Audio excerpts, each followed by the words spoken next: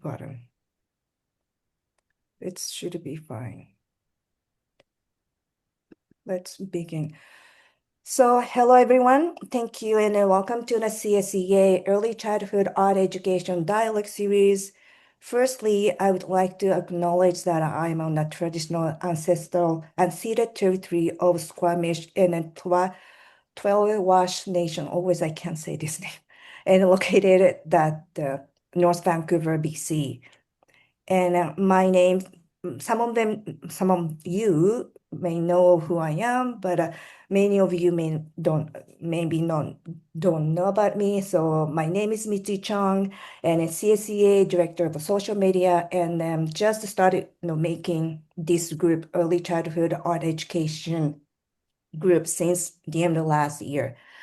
So I have been working in early childhood education for nearly 20 years as an artist, researcher, and educator. I am passionate about young children art, especially drawing, and I'm constantly curious about their way of thinking, questioning, wondering, creating, and struggling. Currently, I'm a PhD candidate in curriculum study at the Faculty of Education, University of Western Ontario in Canada. And so I was in Ontario. Now they're having massive snowstorm and until last summer. And this last summer I came back to here my BC. So let's welcome our January, February speak. Actually, they going to take next month's speaker series too. And then Kelly BOUCHER and Angela Molloy-MURPHY. So many of you may know these two lovely ladies, and I also know them really well. They're fabulous people, but I would like to read their bio. So Kelly BOUCHER is independent a scholar education consultant and early childhood arts educator whose work experiment with the creative and relational possibility of thinking otherwise with the world. She supports educators and an organization to cultivate rich culture of research, engaging in critical dialogue and experiment with arts-based practice that honor children's creative worlding. Kelly works with courageous leaders committed to generative pedagogy grounded in responsiveness, relationality, and a deep respect for children's expressive lives. She lives in the Duja, is right? Just the Jaja one country, thank you. In a central goldfield of Victoria, Australia, where place shape her thinking and practice. And then Dr. Angela Murphy has been an art-based early childhood educator, a materials specialist at the University Media Program, an early childhood lecturer and a scholar in residence with Melbourne's SWISP lab, speculative wanderings with space and place. Angela is currently honorary fellow at the University's Melbourne and early childhood faculty at Capital University on unceded territories Twill-Wash Nation, Seychelles, and Squamish, and Musqueam Nation on a Turtle Island, British Columbia. She brings 25 years of experience as an educator and a co-inquirer with children, and then research focus on the children multi-matter, multi-species relations in a time of environmental collapse. Angela's recent work takes up speculative storying with children, place, and waste as a planetary care in a dark time. So January this month, today's presentation title is Paper as Gathering. So welcome to Angela and Kelly, and take it away. If you have any question, you can put on the chat also, of course, and then there is a question and comment time after the presentation. Mitzi, thank you so much. We're so excited to be here and just thrilled that everyone is here.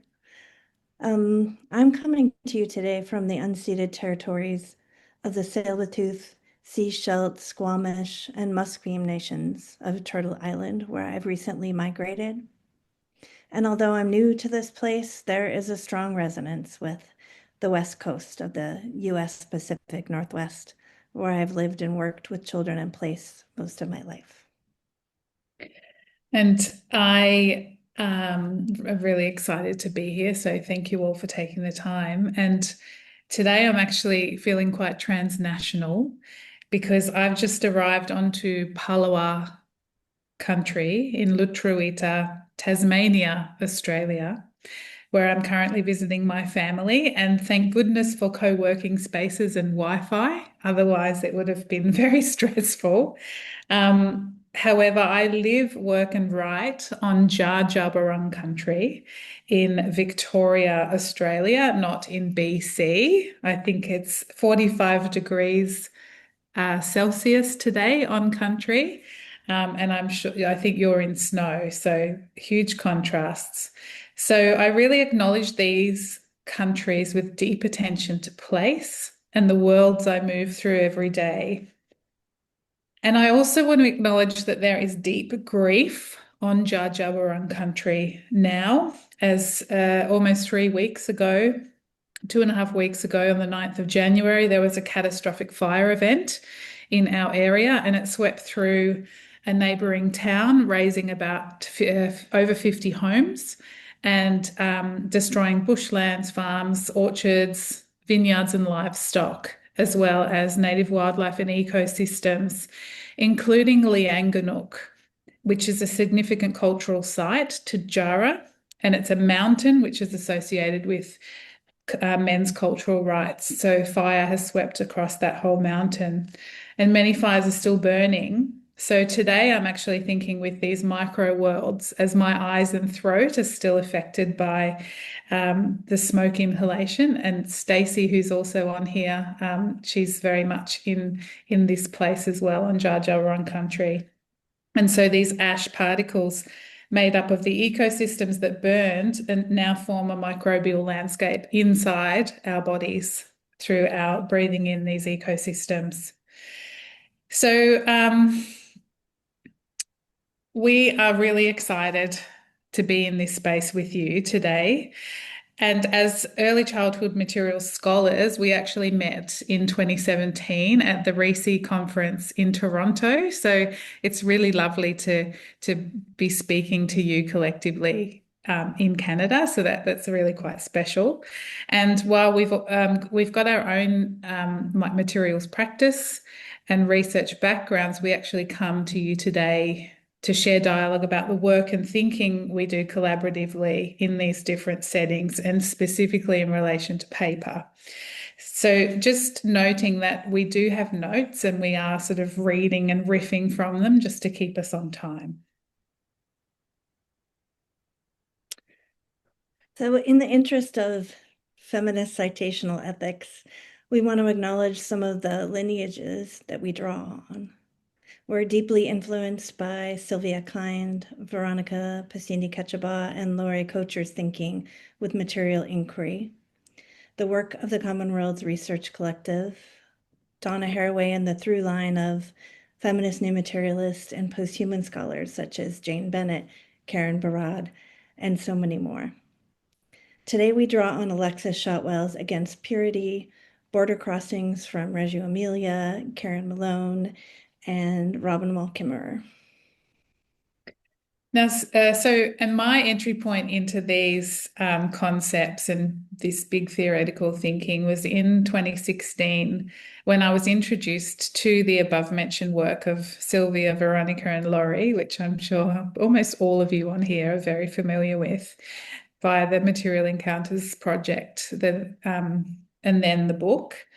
And this radically and completely and utterly changed and transformed my thinking and really launched me into this lifelong research and learning with new materialisms. So I really acknowledge the work that is done through that greater project within BC and also Canada as a whole. I think the Canadian researchers are really exemplary in the world. In 2016, I was an early childhood educator, practicing what I now refer to as arts-based inquiry. At the time, I called it teaching. When I found my way to critical posthumanism and feminist new materialisms, and brought these lines of thinking into my daily practice with children and materials at my early childhood program and the Ramita Center, where I worked as a graduate researcher. So as we tune in with paper today, we invite you to take a look around the space that you're in and notice paper wherever it is in your environment. And so we we invite you to be in connection with paper. It might just be a piece of A4. We invite you to really hold this, perhaps to scrunch, manipulate paper throughout this presentation, and see how you might be in relation with paper. To be in connection, see how you might be transformed together, as it's like a kind of a performative being with paper as you listen to this today. So if you see paper with like just a receipt, something with holes or tears on it, it doesn't matter. Just hold it close and be with it while we talk. In 2023, Kelly and I presented our first workshop together at the Eco Learning Network Conference at the Royal Botanic Gardens in Narm, so-called Melbourne, titled Paper as Participant, Material Border Crossings in Bush Kinder. And this was a workshop with Bush Kinder educators. In this work, we began troubling the idea of Bush Kinder, which you'll know in North America as forest schools, as a space of pure nature, drawing on the notion of place as a pedagogical contact zone, Ham and Boucher, where children, educators, materials, and the more than human collide in unpredictable and sometimes surprising ways. We focused on paper as a material that is always already present in these nature kinder programs. On clipboards, attendance sheets, maps, and children's journals and educators' notebooks, we wondered what it might mean to take the presence of paper seriously rather than pretend it is absent. So we were inspired by an actual policy. No toys, no tools. This led us to question how Bush Kinder spaces are curated through material borders. Who decides where these borders are, what's kinder and not kinder? So early childhood and Bush Kinder, where is that delineation made? How does policing materials and materialities shape children's experiences? With policies such as no toys, no tools, we asked, what is allowed, what is excluded, and who decides? Whom do we choose to forge kinship with? And who gets left behind on the other side of the imaginary border between day-to-day kinder and bush kinder? It's that troubling that nature-culture divide. And so we recognize that these decisions, they're not innocent and nor they are neutral. They're political acts that shape the kinds of worlds and citizens being made.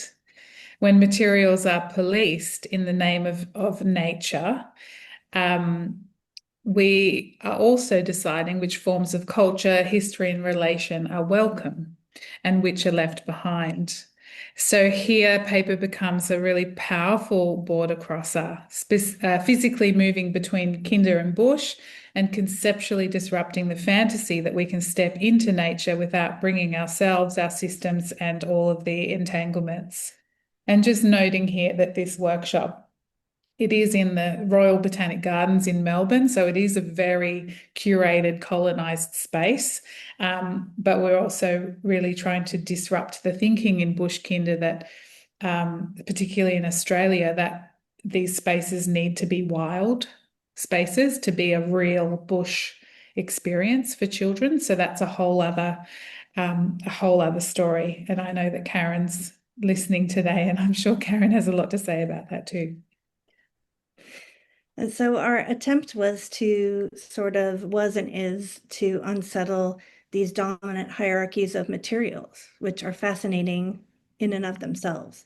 This idea of good paper in the early childhood classroom is imagined as clean, blank, devoid of connectivities, just pristine, quite like the bush, like the more pristine, the better. And this idea of blank and empty paper, an untouched pure material, echoes the colonial logics of terra nullius, which is in Australia, a claim by colonizers that land was empty and lifeless upon their arrival, nothing of value, nothing that mattered. Just as paper and land are envisioned under these logics as empty, the child too is imagined as a blank slate, without stories or value, ready to be made cultured and to be made important by way of schooling.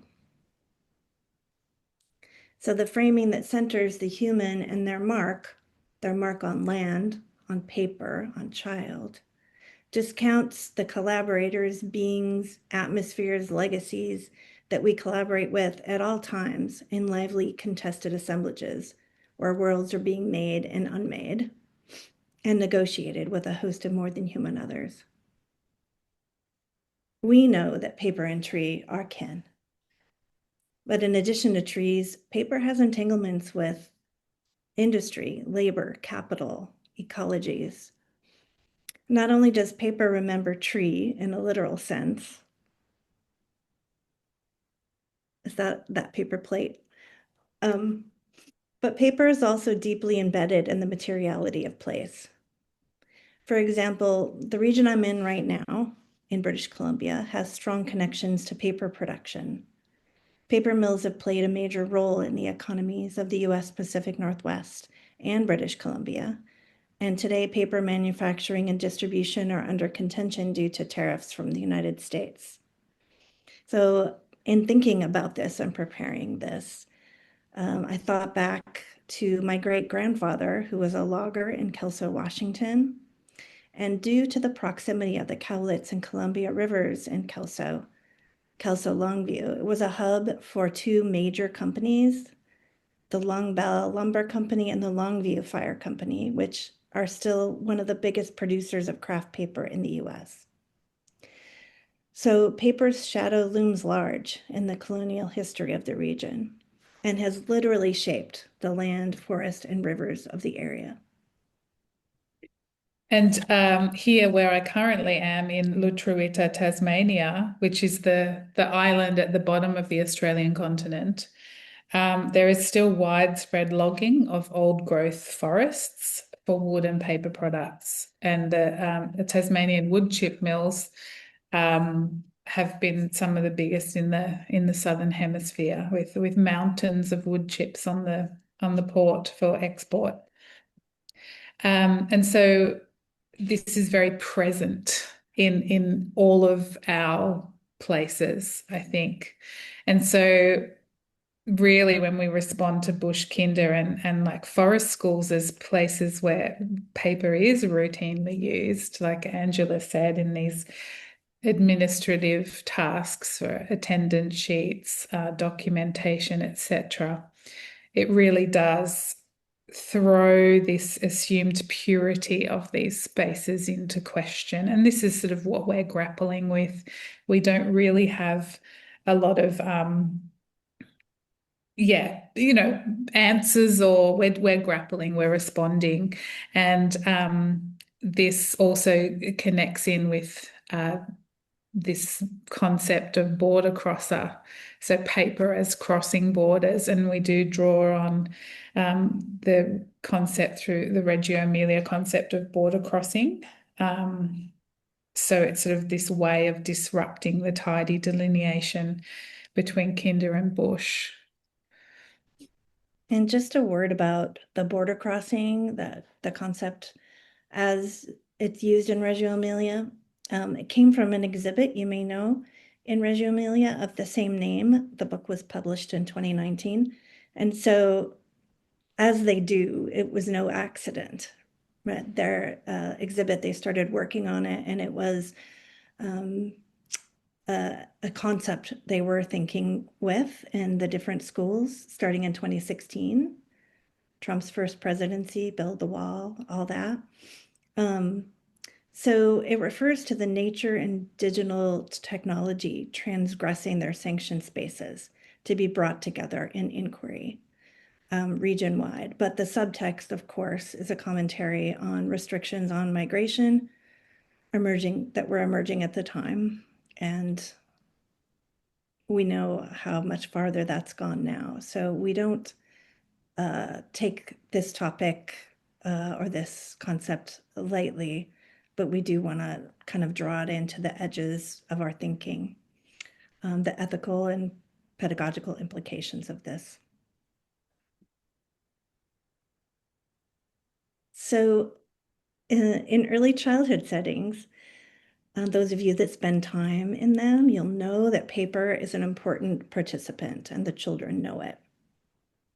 It can be friend, it can be secret keeper, companion, a receiver, we know, of marks, inscriptions.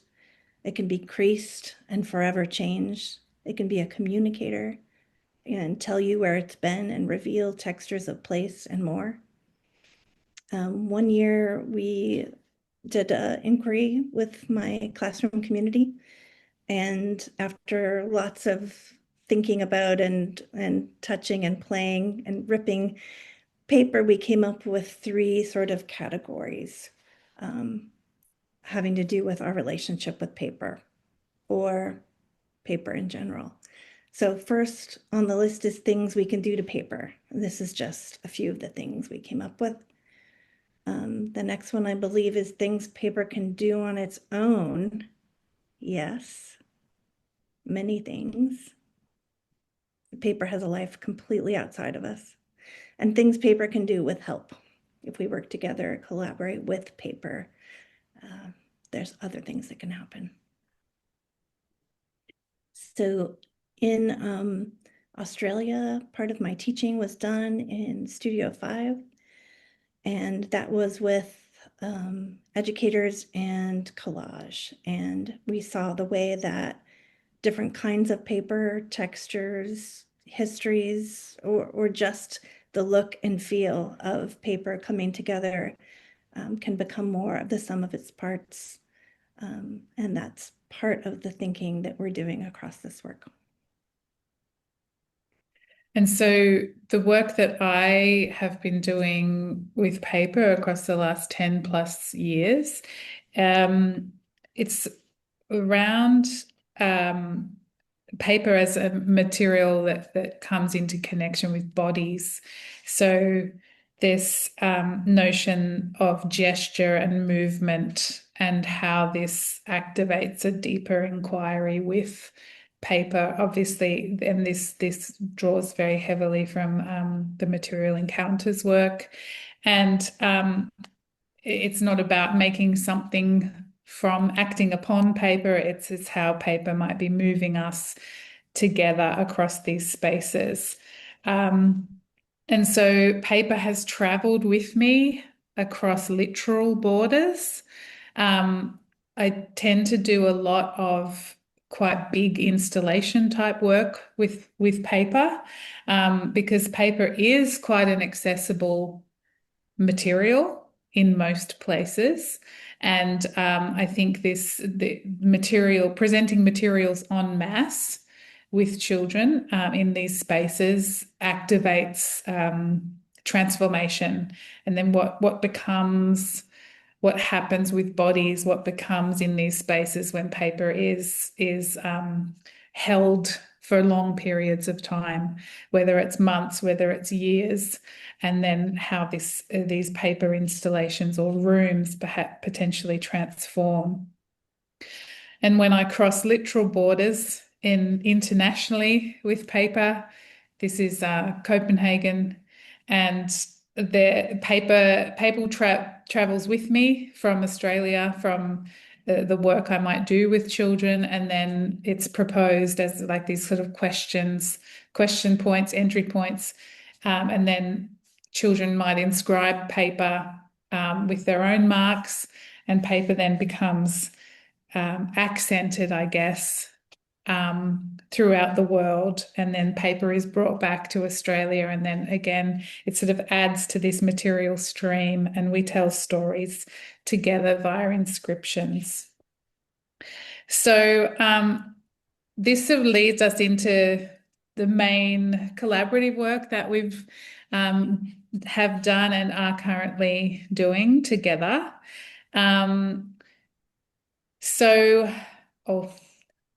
There's me in the Czech Republic at the INSEA conference.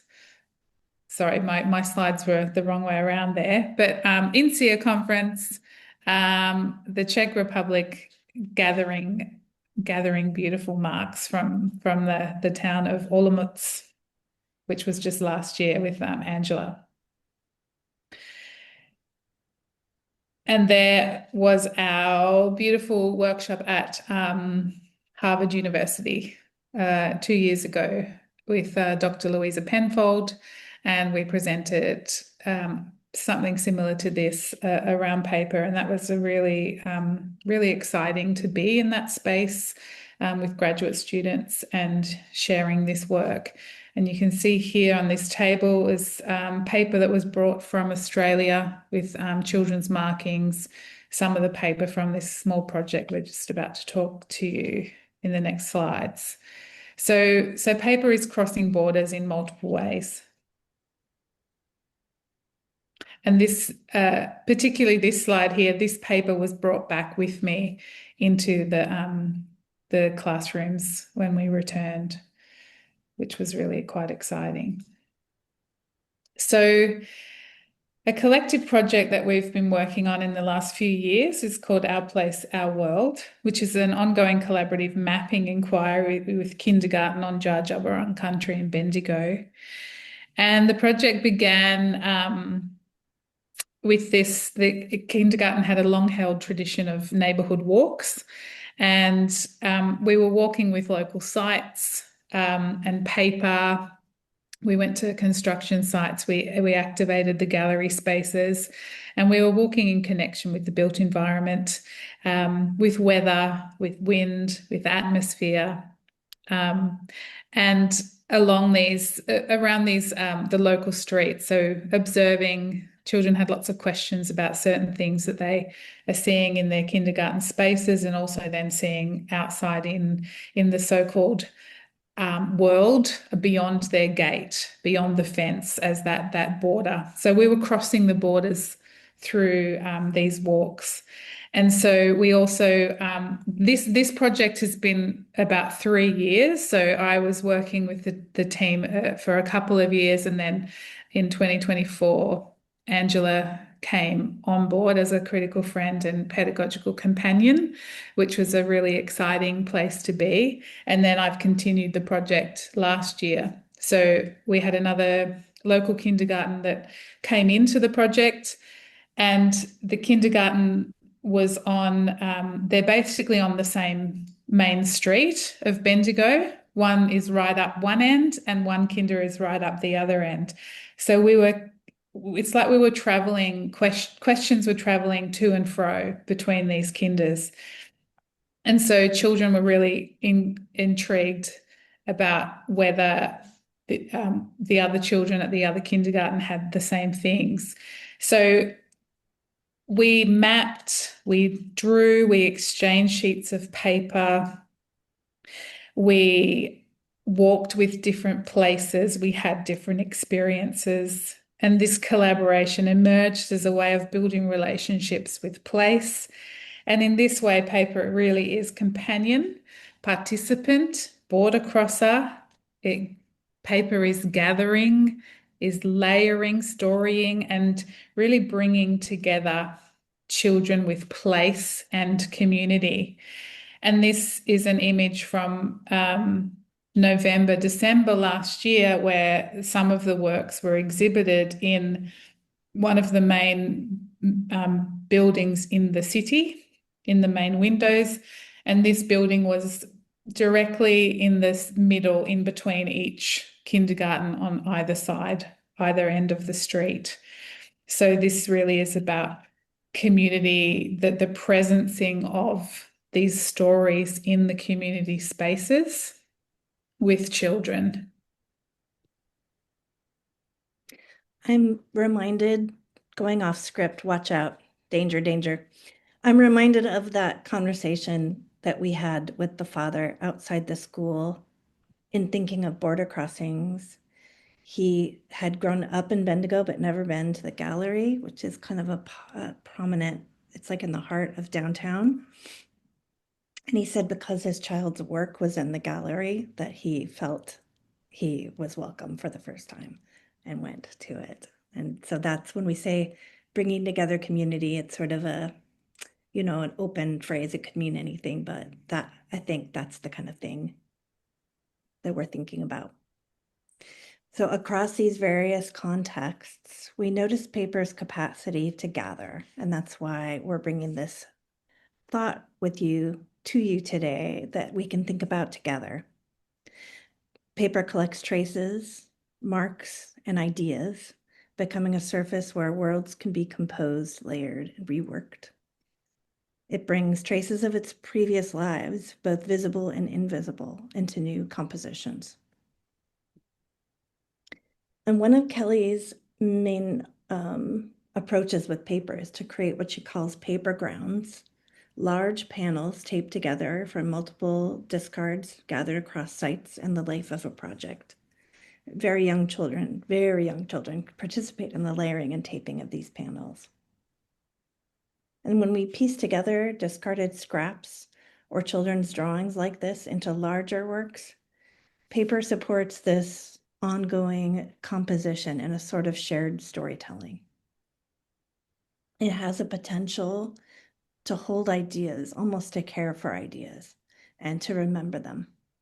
It carries material legacies from, as we said earlier, forests and mills, also grocery stores, bookshops, any place that paper lives, into new pedagogical encounters. So in thinking about what is literal and what is more symbolic, I did a bit of looking around and learned that paper has the potential that paper made from trees milled in regions affected by drought and fire is actually structurally different, structurally weaker, carrying the material histories of those landscapes. Reclaimed paper that's salvaged from offices or scrap stores, the very back of the gift wrap closet, or from places like Remita that intentionally collect and curate materials for educational and artistic use, makes clear, using this kind of paper, it makes it immediately clear that we're trying to work in a different paradigm than the blank, clean, store-bought paper.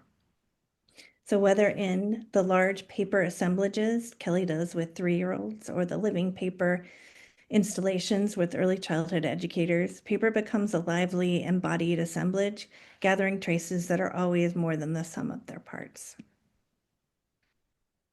Just at this point, I noticed there's a few comments in the chat. So, Angela, you might want to have a look at that. Just because I'm sharing my screen, I'm not sure if that all comes up on the screen if I click on it. Just to just have a look and see if there's anything that people have noted down and we want to speak to. But we can come back to it at the end. Yeah. Okay. So the notes is from mine because I just put in some, notes words which both Angela and Kelly said. I think kind of point form. Kind of Edith style. I love it. Great. Well, we can come to those at the end of the presentation. So just taking into consideration this work that I do with this sort of coming to the gathering, the piecing together, creating these paper grounds with very young children. I had an educator from Aotearoa, New Zealand, who came to one of my workshops a few years ago now. And we were able to, I think the following year, or we were Angela and I were both presenting at the PISA conference in Auckland, and we were lucky enough to go and visit the centre and to see how this work had influenced her journey with paper. And obviously the children's journey. So I've put these images in. So this is from her classroom, and it's just such a beautiful, it was just such a beautiful way of being with paper, and how paper is transformed in these spaces with children, and that this paper ground, the gathering has sort of activated it. It's like its own momentum, its own movement, and it's not just this flat assemblage. It's actually has this movement. It is this beautiful sort of three-dimensional active space that is really this lively being, or this beingness in the room with children. And this paper being is with children it was like for months at that point, and it moved around the rooms and came back. So this was their collage table, and they were using a lot of obviously old scraps and all sorts of things, paper from the office as well. So it was this really interesting, like, worlding with place, very connected, and they could see images of themselves and on some of the scrap paper, etc. So we just thought this was a really interesting thing to talk about. And so it's here, it's like all of these tellings and storying and meeting, how paper is meeting with us. It's this practice with paper that's actually creating the theory. And we do have a theoretical concept, these outlines that, but it's an emergence. So the practice of thinking and writing together, and this collaboration that we're here, that we do together, it really does produce the theory. And this is what really excites me with this work, is that it is a totally entangled. And so this sort of brings us into deeper understanding of materials and place, really as co-participants, and that we do encounter this is a pedagogical contact zone. So again, using this notion that in this 3D paper ground here really is a collision of movement, of these layers of gathering, of wondering, and of being with paper in these spaces. Paper is literally folding into itself. And I think Tim Ingold's work talks about the fold, I think, from memory. So we would like to just check in with you now with your paper, how your paper has moved with you today. Has it changed?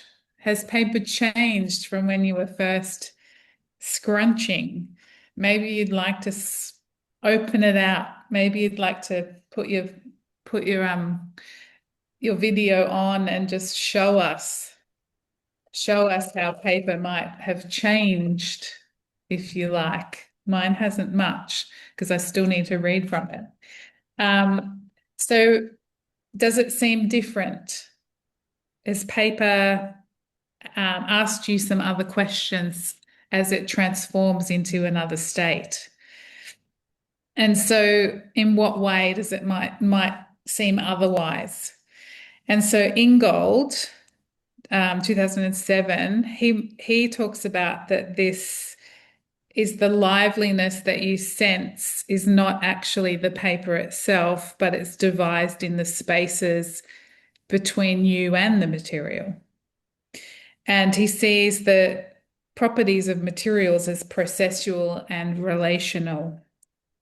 Whereas, for example, Jane Bennett might talk about the matter, and that the paper itself contains the vibrancy. So again, this is how matter comes comes to matter, and when paper is participating with us, so much is produced in these spaces. So if you imagine that we're actually in the room together, we might now put our paper out. We might tape it together. We might scrunch it up and create a collaborative meeting with paper in this space. And so we might have a chat about it, etc., etc. And to sort of think with how paper gathers. What is the gathering space here, and what actually is happening? What is paper becoming? And.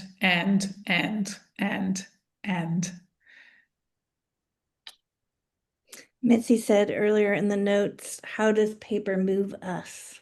And so if we were together, we were making a landing site, thinking of Karen Recollet, it would be moving us together,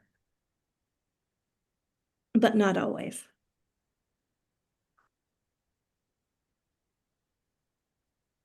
So many of the ways we conceptualize and use paper in early childhood settings upholds the settler colonial and neoliberal approaches to schooling. That thinking is an isolated act and creativity is a lone experience. We're conditioned towards using that clean white paper to show our high regard for children and their creativity, right? That's why we get the good paper, because we respect children and their creativity and the work that they do. When really, it might be the ethical commitments to doing that in a completely different way, providing other paper altogether. What we do is give children journals or maybe a small sheet of paper each, because we want to follow their development, their thinking, their stories across time, and to track that out of respect to them. The dominant focus being on the human and their mark, which often discounts or even erases children's connectivities and the multi-matter, multi-species assemblages that they create with. So paper, even that good, clean paper, is already always a gathering of material assemblages. Microbe, soil, weather, seed, movement, temporalities, industry, extraction, consumption, and so on.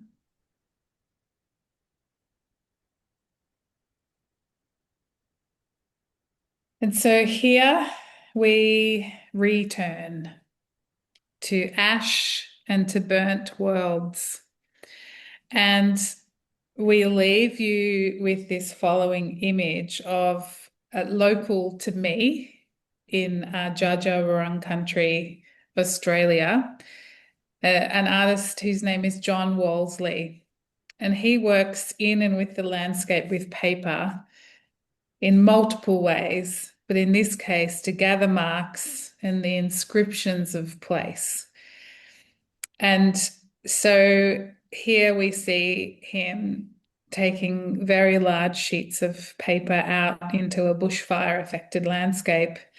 And there's the burnt trees and shrubs are the charcoal tools that he uses for drawing. And to give you another wonderful pun, we are drawing together some of these ideas in our next presentation in February. And here's a few questions to think with. What are we coming to know when we're gathering with paper bodies? What becomes possible when we follow paper and not only the child? And what stories and ecologies does paper carry into children's learning? I'll come back to these questions just when we jump into a little discussion in a moment. But I just wanted to give you a chance to take a screenshot or just check this QR code, which is a letter from paper that I wrote that can be really useful if you're working with educators in early childhood classrooms. It offers a really, I think, a really interesting insight as to how we might think radically differently or otherwise with paper. And if you want to get in touch with us, you can also screenshot this page. But I know Misty will probably send things out to you. But I will just go back to, if I can, our little questions. And we really appreciate your time today. And we do have some time for questions or comments or responses, if people would like. Misty, I might hand it back over to you. You're muted, Misty. Sorry. So I'm now typing this question in the chat, and then maybe once I'm ready, then we can, I'll close the share screen and we can see Yeah. the face. But hold on, this. Uh, Oh, oh, but sorry. Do you want me to let me? it's okay. We can. I'll read them out. Yeah. And then Mm. Jenny has question. If you can Uh, have camera on this discussion time, I really appreciate it. If your environment cannot work like that way, it's okay. Hi, can you hear me? Yes. Hi, Jenny. Yeah, hi, I'm Janie. I'm an early childhood educator here in Kelowna, Lake Country, BC. I just wanted to take this opportunity to ask one question because I'm starting to have a paper inquiry in my 3 to 5 classroom. And right now, our children are engaging with shredded paper. Just shredded paper, and it turned into a dramatic world, like symbolic play and something like that. But I'm really struck, stuck how to extend the inquiry. And I love how you presented about the mapping of the community, like traces and combining it all together. My question is how, like, what can you advise to me on leading to that path, or should I go to that path, or just wait until children are like, lead where this yeah. inquiry go? If I'll respond first, Angela. So what I often do when I'm working with teams is quite often paper is like it's not used in this way in classrooms. Okay. So often there's a real time of getting to know paper in the classroom. So I would really strongly propose that you bring in perhaps bigger sheets or rolls of paper so children can learn how to be with paper. Mhm. Children can learn what paper asks of us and how paper comes together with us in these spaces. Um, like shredded paper is a wonderful resource, but I do find that it can get quite frenetic because of the nature of this sort of shredded, things go everywhere, Mhm. etc. So I think it's really important to recognize that paper has very different qualities depending on what type of paper you're bringing into the classroom, right? And this is your decision as an educator, as a team of educators.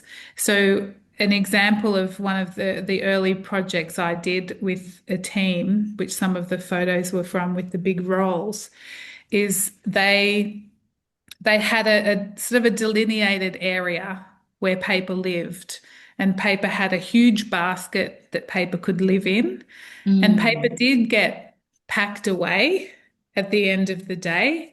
And paper became incorporated into the classroom. And so every day paper would come out, just like some of the blocks or the toys, etc., would Oh, come okay. out, right? And so paper was part of the classroom. It wasn't just this thing that was brought in and played with for like a few days and then taken away again. It was paper was with children for very long periods of time. And I'm just thinking, I don't know if Adrian is still on the call. Oh, there you are. I remember visiting the Capilano Children's Centre. This, I don't know, it was maybe in 2017, and one of the rooms, and maybe it's the same, one of the young children's rooms. The main material in that room was paper, and that was the core material that children were engaged with. And so I think we need to remember the temporality of these materials, that it takes time. It takes time to learn and to know and to be with and to be in companionship with. So yeah, Adrian, you might want to. Yeah, actually, as you were talking, I was just thinking about that temporal relationship with paper, and I remember we lived with these large sheets of paper in the infant room, and the children would roll on it, they would dance on it, they would wrap their bodies, and we stayed with that. We would reinforce the edges of the paper with tape so it didn't rip. But the more that their bodies interacted with the paper, it actually broke down the fiber in the paper and it lost its paper quality as we know it as a flat surface. And it actually turned into something that was more similar to fabric. And it could be Oh, molded, it could hold shape, it could hold memory, it could be sculpted. And it was just really fascinating to see how the babies' bodies over time had this sort of influence and transformation over the qualities and characteristics that we know so well about paper and turned it into something that was actually quite unfamiliar. Oh, I love that. Can I share my one experience with children? Actually, shredded paper. So long time ago, back when I was still, work as an early child educator, my group of children had a project about. Oh, just hold on. Somebody coming still.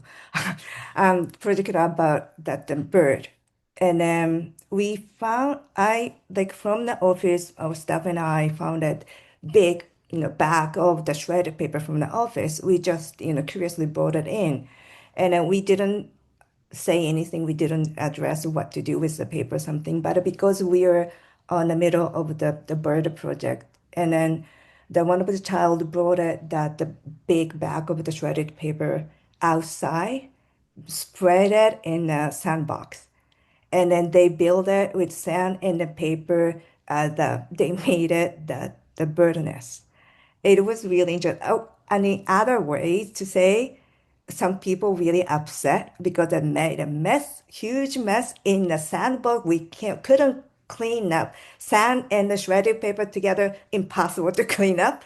So we let it go to live with the sand and then shredded paper for a long time. And then they still made it, they become the bird and sometimes not, and it do create something different way. Also echo with Adrian's that about also I think what her project and also Kelly's word about the paper has a different quality. That before that start, and I take it piece of really fine notes and then coming around and open it, closing, open it, and I really realized that it, as Adrian said, it's getting our like sound and also that quality really makes a difference how paper how like transform in a literally in my hands. It that again that makes me really think about how we really pay attention to each that act to the moment, and we how we notice, because without attention we keep doing it, we don't know, we don't care about what is going on, we don't know, we miss the moment to that kind of finding.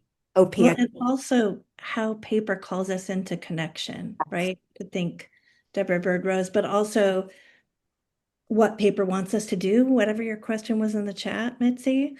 The soft paper, wants to be caressed. The paper shreds want to fly all over the classroom and maybe in the sandbox. And the long rolls of paper want to be rolled out. And that's how I will paper moves us. just add one thing about shredded paper, and we haven't really answered your question, Janie. We're just speculating. In the same classroom I was talking about, I think it was maybe 2 or 3 years that they were actually with paper, and I think shredded paper only came out at maybe after 6 months. And sometimes we do want to be able to contain materials, and that's okay. So they started with putting the shredded paper in like a plastic kiddie pool, like a shell. And so shredded paper was in there, and it was there was it was a very, very intimate space. And this is very young children. They had I think it was babies to 3-year-old, a multi-age room. So there were toddlers in this shell full of shredded paper, laying with pillows and actually having a little rest with paper. And there was one particular example where a child, their family was moving away from the area. So it was their last day at kinder and the child actually lay in the shell of shredded paper with his head on the pillow because he was saying goodbye to paper. So this is so important that we create the conditions that where paper stays or where materials stay with us. Just like the infant room at Capilano. I mean, that amazed me. It was just beautiful knowing that paper is there for years. Yeah. Sorry, we could just talk all day. Does anyone have any other moments or questions? Janie, you want to respond? I just wanted to thank for all the insights that you've given me. So it's just been a week that I have that paper really present in our room, and that's really happened. And now that you mentioned that, because like containing the paper or cleaning up the shredded paper is really like a pain. But when you mentioned like a kiddie pool, and I'm thinking about that now, because they're really like lie down with the paper and like making it like a snow or something like that. So maybe I'm gonna use Yeah. that technique too. But also what happens with children and paper without you having to say, oh, here's the snow. No, It's like I it did just, not I did yeah. not say anything. Like it's all their words. Like I didn't expect them even to like say it's a snow or something like that. Mhm. It's Mhm. all their words. It's all their how do I say like play. I was just there like taking notes. What Mhm. are they doing? And yeah, their conversation. So and I was only problem is how to like make it not so messy, like it goes everywhere, just like what you said, like give the boundaries. Where should the paper go? So yeah. Or no boundaries. And this is the thing. Like Uh this is what we grapple with is how do we can contain, but also how do we move away from our own stresses about what mess is and really attune to material very respectfully that shredded paper does move. It wants to move. It attaches to our body via static and it moves with us. So maybe it's about following the material and seeing where shredded paper goes. So there's just so much, and we could talk. We could just keep going. But I wonder if there's any other questions, and yeah. I just want Karen, one more thing, so Jenny, that why do we have to clean up? That another question too. If we really wanted to think about living with material, living with paper, why do we need to clean up? Why do we put the paper in a recycling box? What's purpose about it? How we can see if we just let go with live with the paper, what will happen? Would be really interesting. I Don't just wanted about a to, mess. what do you sorry, have there? may I also say something, Mitzi? Here, Yeah. Hi, I was this just is gonna Yossi. say, yeah. can you Hold on. Yasi, go Oh, first. sorry. Karen, just hold on a Yeah. second. Yeah, This yeah. was my paper. That's been I just drew you into your talk from your Mm, discussions. I love love it. it. Thank you. It's lovely. Yes, Excellent. Thanks. yes, you'd like to say something? Oh, yeah, sorry. So I just wanted a quick note on the paper shredded thing again. Yeah, I make paper, so this is also part of my specialty somehow. So I was thinking as we talking about like the materiality of the paper and also like shredding paper as how it's like wanted to fly away or like how children can like in contact with it and in dialogue with it. And what if like introducing another material like not the sand because it's also rigid, but how about water? Like and not just telling them what to do with water, but having like water and the shredding paper together and let the children see how the shredded paper like react with the water. It's gonna attach to their hands, it's gonna attach to their bodies, they can make ball with it, they can make different shapes. So how like introducing another material that is not like as stiff as paper can change like and create another kind of an event and open up a dialogue, so maybe this also could be a possibility to play with a little bit. Yeah. And thank you so much for your presentation. It was very thought-provoking as well. Kelly and Angela, both of you really enjoyed that. Thank you. Thank you, everyone, for coming. And I really do wish we had another half an hour because I'm looking around and I know the kind of conversation we could have if we had more time. But we are going to be presenting together again next month, and maybe we can promise to keep it shorter. Is that a It's okay. You can stay campaign promise? 1 minute if more question come, wanted to say, if you ask question, like we can take 5 more minutes-ish, then we can close today's session. Mm-hmm. By the way, Yashi is the artist focused on the paper. She really has done so many different kind of creation with through the paper, with the student, with paper itself. And she's a great person too. So I Thank love you, what you Mitzi. said, Yashi.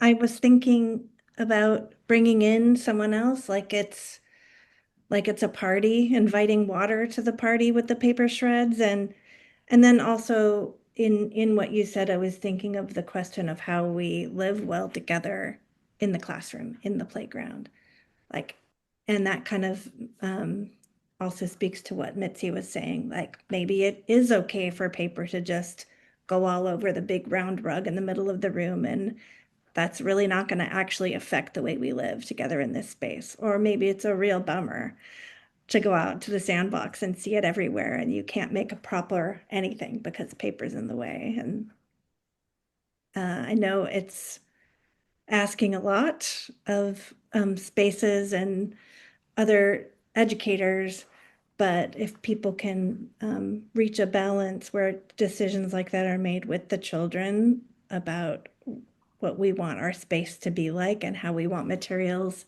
to live in the space alongside us, I think it's really valuable. yeah, Mm. thank you. Amazing. Any question, comment? If not, so we are going to close today's session. Thank you, Kelly and Andrea, for bringing such a really great conversation presentation. And then Jenny, your question also really great. Thank you. Thank you so much. Next month, so they're coming back, Kelly, and I'm so happy and I'm so lucky to have them again. Next month's dialogue series, that the next month's focus is about a drawing. So it would be really fascinating, interesting about that too. So stay tuned. I'm going to keep posting. If you're not a member of a CSEA, always I keep posting on social media. If you're curious about it, what is going on in the CSEA in my group, you can be a member of CSEA, or you can keep checking that website or the social media, especially Instagram and Facebook. So thank you. Thanks. Amazing. Thanks so much, everyone. It was a real pleasure to be with you. And Thank be in Bye. touch with us, please. Amazing. Thank you. Yay. Bye. Bye. Thank you for coming, Carol. Lovely to see the Aussies. Hey, Angela.